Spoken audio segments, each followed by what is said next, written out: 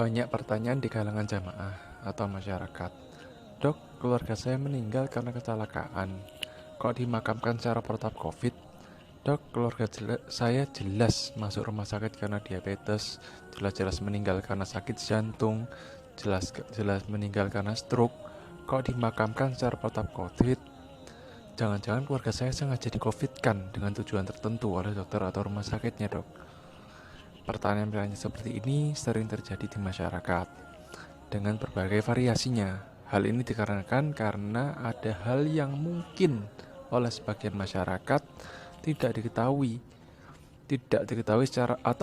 secara parsial saja oleh mereka, sehingga berpotensi menimbulkan mispersepsi atau salah paham. Akhirnya, salah paham tersebut berkembang menjadi prasangka buruk atau suudzon. Wah, jangan-jangan dokternya ada main ini. Wah, jangan-jangan dokternya rekayasa ini. Wah, jangan-jangan rumah sakitnya ada permainan, dan lain-lain, untuk motivasi tertentu. Untuk menjawab pertanyaan tersebut, coba kita tanya balik. Apakah orang yang kecelakaan tidak bisa terkena COVID-19?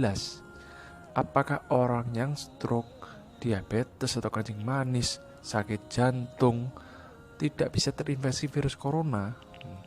Apakah orang yang terinfeksi virus corona tidak dapat meninggal karena penyebab selain COVID-19? Jawabnya ya bisa saja. Bisa saja orang yang meninggal karena kecelakaan atau stroke atau diabetes, sakit jantung secara bersamaan bisa dicurigai mengidap COVID-19 juga. Sehingga ketika dimakamkan tetap memakai protokol pemakaman pasien COVID-19. Memang tidak semua pasien COVID-19 meninggal karena penyakit COVID-19-nya.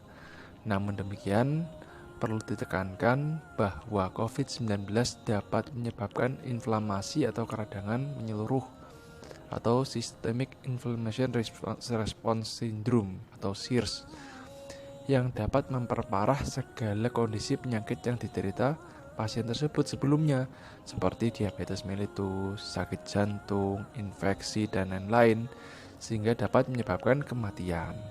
Jadi tetap harus hati-hati. Jadi, kembali lagi pada pertanyaan di atas.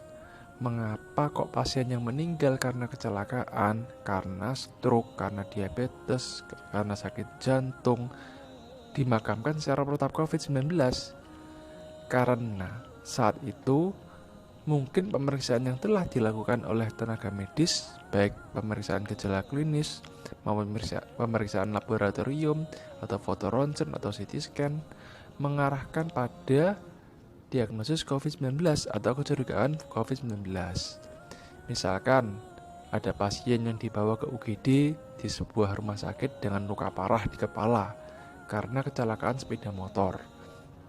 Setelah diperiksa di UGD, ternyata sebelum kecelakaan tersebut, pasien telah mengalami demam, batuk, sesak nafas, dan setelah di hasil pemeriksaan rapid test COVID-19 keluar, juga dinyatakan positif. Dan hasil foto ronsen dada atau ronsen paru menunjukkan suatu keradangan paru. Maka ketika akhirnya pasien tersebut meninggal karena luka di kepalanya yang tidak tertolong misalkan, tetap pasien tersebut dimakamkan secara protap COVID-19. Karena apa? Karena pasien tersebut juga sangat dicurigai menderita COVID-19 juga, walaupun meninggal karena luka di kepala atau karena kecelakaannya. Itulah yang menyebabkan kenapa kok pasien kesannya kok meninggal karena kecelakaan, tapi kok dimakamkan secara protap COVID. Begitu pula dengan pasien yang dibawa ke rumah sakit, mungkin karena komplikasi diabetes yang parah, atau sakit jantung yang parah, atau stroke yang parah. Ketika dilakukan pemeriksaan lengkap di rumah sakit dan dilakukan screening terhadap penyakit COVID-19, ternyata hasilnya memang mengarah ke COVID-19, seperti ada demam, ada sesak, ada batuk, rapid testnya positif, apalagi disertai riwayat kontak dengan pasien COVID-19. Mungkin anggota keluarganya yang lain ada yang terkena COVID-19 misalnya. Maka walaupun akhirnya pasien meninggal karena komplikasi diabetesnya, karena komplikasi sakit jantungnya, atau sakit-sakit yang lain, pasien tetap harus dimakamkan secara protap COVID-19. Ya, kenapa? Karena semua itu sebagai kewaspadaan dini. Karena di masa wabah atau pandemi ini, kita harus meningkatkan kewaspadaan terhadap penyakit COVID-19 ini, terutama tenaga medis. Sehingga setiap pasien yang datang ke rumah sakit harus kita waspadai ada kemungkinan terinfeksi virus corona. Sehingga tenaga medis di rumah sakit senantiasa memakai APD yang lengkap sesuai standar untuk mencegah penyebaran virus pada tenaga medis. Maka dari itu, marilah kita tidak berburuk sangka, tidak suudzon, tidak langsung berkesimpulan bahwa ada konspirasi atau permainan dari rumah sakit atau tenaga medis untuk mengcovidkan pasien demi tujuan tertentu, misalkan untuk uang, untuk bisnis vaksin, dan lain-lain. Karena semua tindakan penanganan COVID-19 itu ada catatannya, ada recordnya, dan semua bisa diaudit. Auditornya juga terlatih dan berintegritas insya Allah semuanya.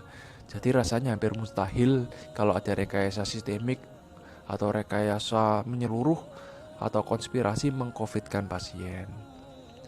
Demikian, wassalamualaikum warahmatullahi wabarakatuh.